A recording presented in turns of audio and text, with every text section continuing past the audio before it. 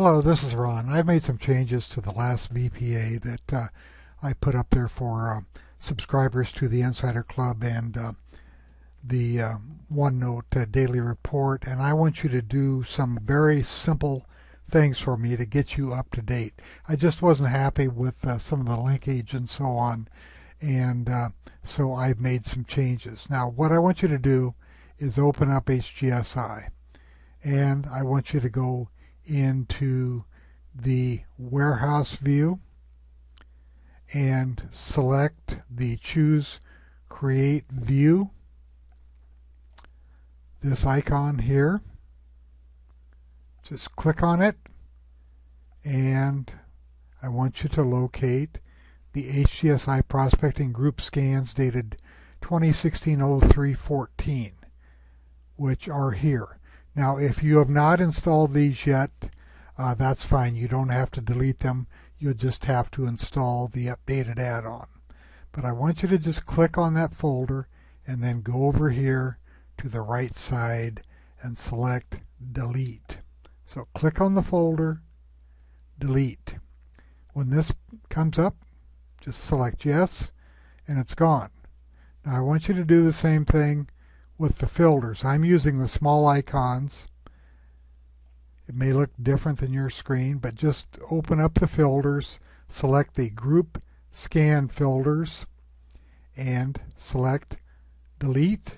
Get rid of that. And then I want you to do the same thing with the combo rankings. The combos are right here. This is a filter over here, in case I didn't point that out. Just click on the combos. At the top of your list, you'll find the group scan combos. Delete those also. And then I'm going to, I have attached the new add-on to the email, or there is a link both in the newsletter or in the email where you can get the new add-on. And I want you to do that. I want you to save that add-on to your computer where you can locate it. And then we're going under Preferences, and we're going to select Install Add-ons. Now this is the link. It'll take me directly to the new add-ons. I have not changed the date. I've only changed some of the appearance and functionality of this group.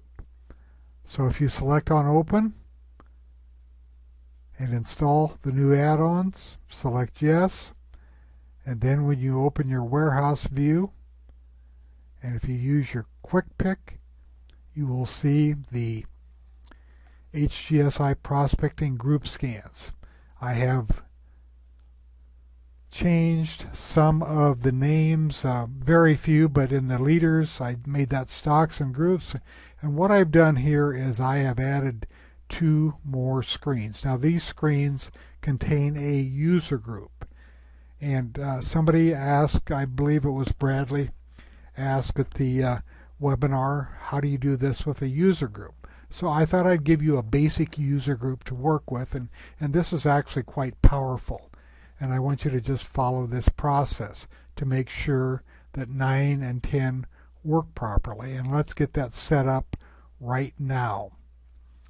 All you have to do is go into your designer, and the folder that I am using is Rising Projected Earnings. Now your spelling is going to have to be identical to mine. You're going to have to type in, when you create the group, you're going to have to name it Rising Projected Earnings. So I'm going to delete that group, and then I will go to the top of my user groups right here, and I will add a group up at the top here,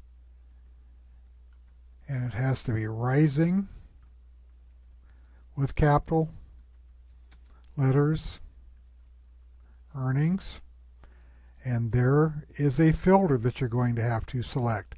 You should update this list on Saturday, once a week. They don't change very often, but they do change.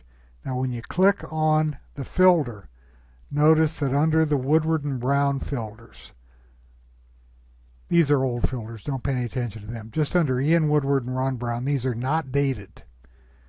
Go into that, and then there is a folder called the Group Inclusion Report filters. I want you to open that, and I want you to select number 7. Number 7 is Rising Projected Earnings Leaders. These are stocks that have rising projected earnings in the future, and they also have an RS rank of at least 80. So they're leading stocks. Just select that filter. When that filter is selected with this new group, you'll see that the background on the filter is blue. It's a light blue, and all of these stocks are selected over here. These are the stocks that are passing this filter. I'll show you once more. Filter number 7. We're going to add these, and as of today I have 140. This number will vary depending upon the number of stocks that meet the criteria. And select OK. You do not have to generate an index. Now I have this folder with rising projected earnings. Now let's go back to these two views that I put in. What I put in, the filter, they're almost identical.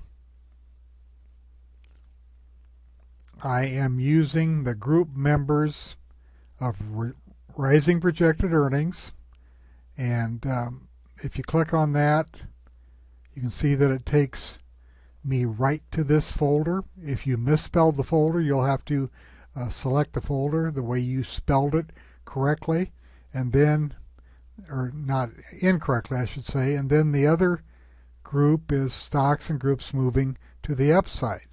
So what we have here are stocks with rising projected earnings that are in the top 100 of the stocks and groups moving to the upside. And I thought, well, geez, that's great, but what about the ones in the 1 to 15 group? Well, I just duplicated the filter, and let me open that filter. It's the same filter, it's identical, except if I can get it to come up, it is stocks and groups moving to the upside 1 to 15. Doesn't look like I'm... There we go, I got it to come up. Stocks and groups moving to the upside $1 to $15. So, other than being in different groups, and you're going to get overlap, of course. This one currently has 7 stocks, and this one has 9 stocks. And some of these are stocks which fall into the, or there's one of them that falls into the 1 to 15 group, and all of these stocks are in the 1 to 15 group.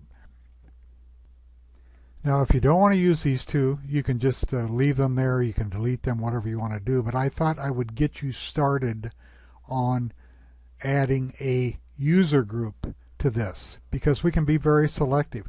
Let me just show you what happens on the first one when I don't have that requirement of the rising projected earnings group in there. I'm going to edit this group. I'm going to go into the filter. I'm going to duplicate the filter. I'll edit the filter, and we'll take out the rising projected earnings. I'll just delete that row, and I'll preview this, and look what happens. We have 87 securities now because it's just looking at these stocks and groups moving to the upside. It is not considering that group with rising projected earnings. I'm going to cancel this. I'm going to delete that filter because I was just showing you as an example. Now let me bring up one of these stocks. Here's Alta, which has been on the move. It had a buyable gap. It only became a buyable gap because it held support, and you can see that it's moving up. Now the reason that it's contained in this group is because the current quarterly estimates are for 24.4% rise, and the next quarter they're projecting 20.87% rise compared to the same quarters a year ago. So these stocks are some of the best quality stocks if you're looking for stocks with earnings and projected earnings growth. That's why I put them in there, and I wanted to get you started with a couple of user groups that use both smart groups, the stocks and groups moving to the upside, and a user group that I've been using for quite some time now. That's it. Good luck, and it's a very simple process. Enjoy it, and let me know how you do. Thank you.